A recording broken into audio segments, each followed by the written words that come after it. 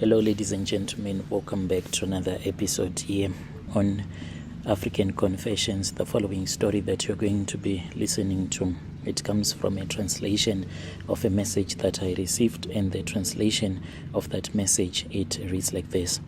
Hello, Brother Nashi, how are you? Can you please post my own story as hidden identity? I have come here on your platform because I need advice from your listeners. My name is Name Hidden. I am a man that is aged 30 years old, and my story, it goes on like this. As for me, I stay with my own parents.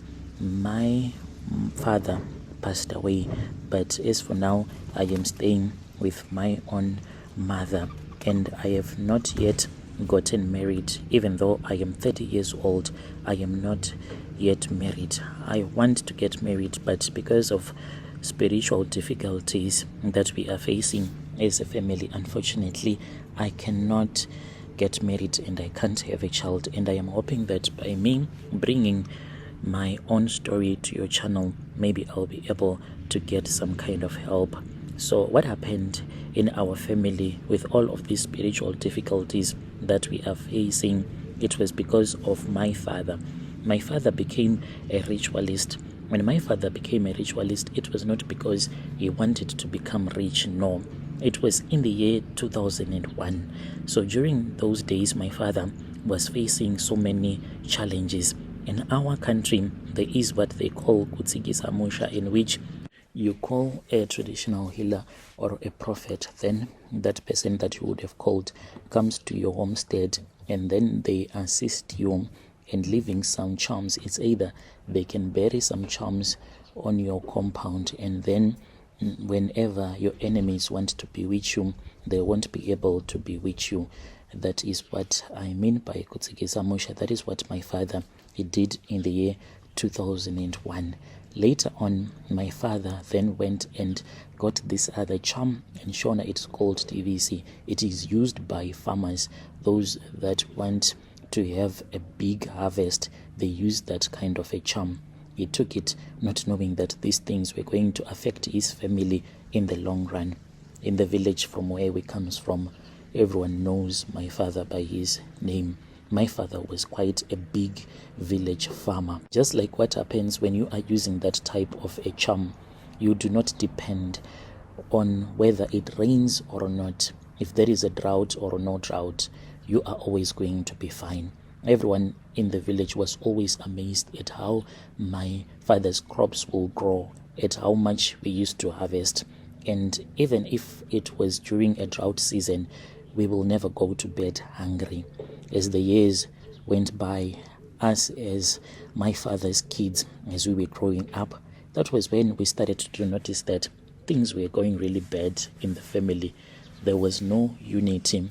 We hated each other, and this was what was happening. If I would go to work and then I will get a job, then one of my siblings will also go out trying to get a job. If he will not get a job, he will blame me for the bad luck, and we used to fight against each other, and we never wanted to help each other. What we did not know was that these bad spirits, the evil spirits, were the ones that never wanted us to be united in the family.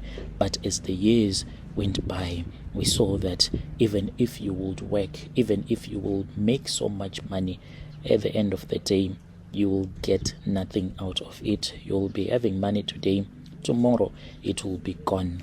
And I saw that what we cared about as a family, if you was a man working, is drinking alcohol in that kind of a possessed way, seeing that this person, the way that they drink beer, it is not normal. Finishing all of your money on alcohol and prostitutes. That is all that we did, and we never managed to achieve anything in life. So we kept on going around asking what was really going on, until the day when I went and I consulted. That was when I was told that you are never going to get married because your father dedicated you to his own altar, and you are never going to have a child. You will never have a wife until you speak with your parents so that they can go and destroy that altar that they built. And as for your sisters, indeed that was what was happening. My sisters, they can fall in love, get married, and then they will return back home with nothing. Unfortunately, my father died before he had destroyed his altar. He gave all of the charms that he was using to our mother. Brother Nashi, in our family, there is no peace. We are a family at war with each other. When I look at some of my brothers, my elder brothers, they do not have anything. They are afflicted by the spirit of poverty. No matter how hard they try to work, it's all about working for alcohol, as well as women coming to you the moment that you have money.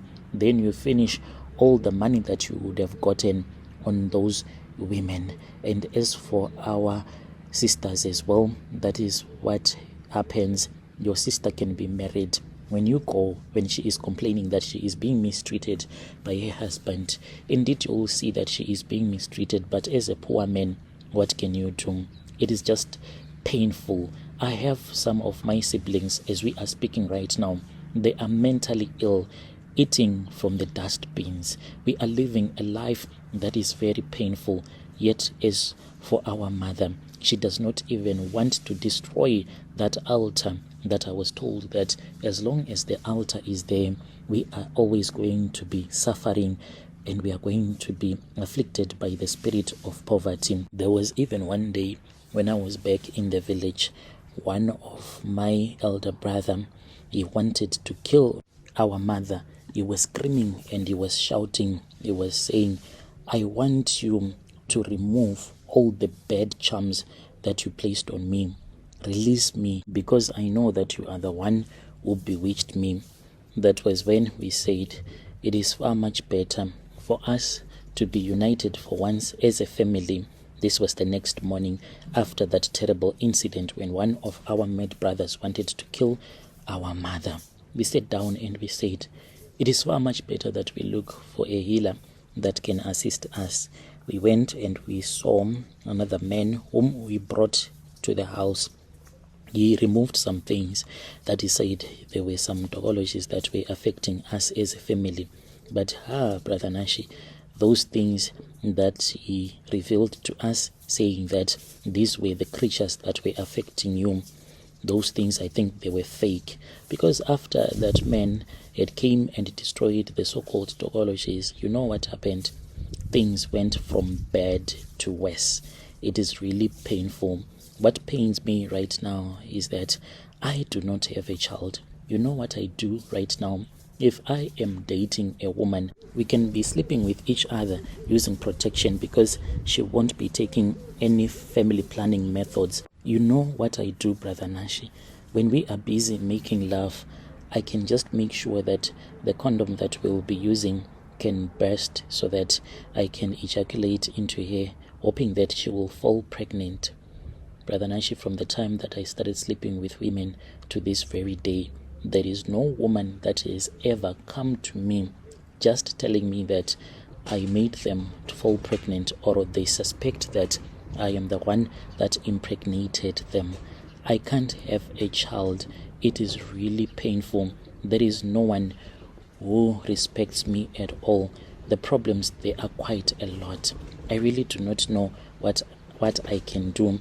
As for my sisters, there is one of my sister, as we are speaking right now, she has her own child. Sometimes this child can just fall down. Do you think that it is possible for a 3-year-old child to just fall down and then he can just break his leg? As I am speaking with you, my brother-in-law is busy looking for money because the child has a broken leg. He just fell down. He did not fall from a tree. He just fell down and then he suffered from a broken leg. So I just want people to assist me. I don't want to keep on witnessing all of this suffering that is happening in the family.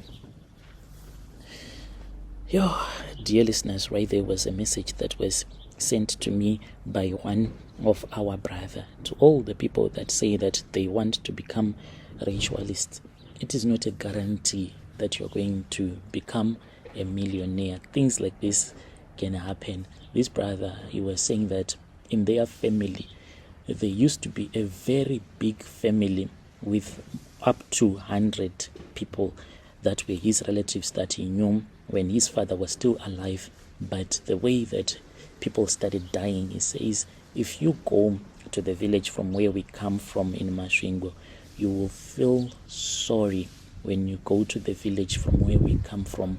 It is just graves. Just imagine a family of more than 100 people. They were dying like each and every year. They used to bury 3, 4, 5 relatives each and every year. Yet you come and you say that you want to be a ritualist. Things can go wrong, and you can just end up with your family suffering. The man who did the rituals, he never suffered. He enjoyed his life doing his farming business, and he died a peaceful death. But look at his children, the way that they are suffering. So let us stay away from all of these rituals. It is better to be poor than to become a ritualist.